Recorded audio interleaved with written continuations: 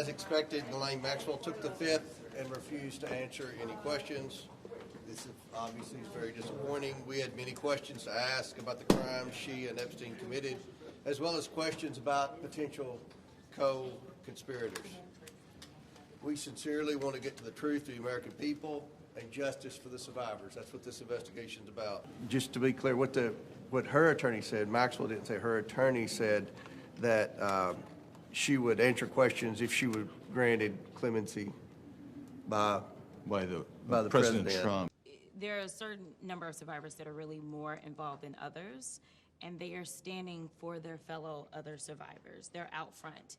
We are standing with them, and we are telling them that we're not going to back down, which is why we're very clear about the fact that, yes, this took place today, and basically Ghislaine was like, I'm not going to participate, but we're not going to stop.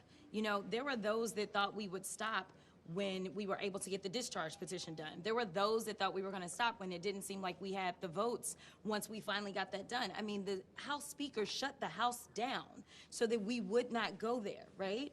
And now that they have violated the law, because this is actually in law, we are not stopping. So I want people to understand that House Democrats, we are going to be on their asses. Like, that's just the reality. And what is your message to President Trump in that case? Same thing. We're going to be on his ass. I mean, you know, it is so, I don't really know where we are in this country. Why are we even having this conversation?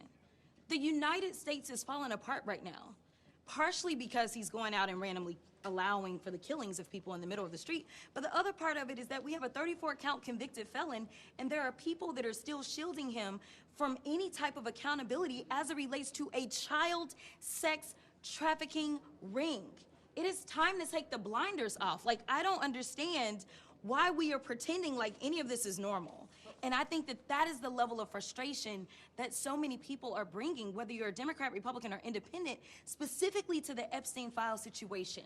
Because right now we know that they were willing to try to throw the Clintons in prison for not showing up, yet they won't even allow us to bring other people into committee who we know are mentioned in these files and mentioned so much more.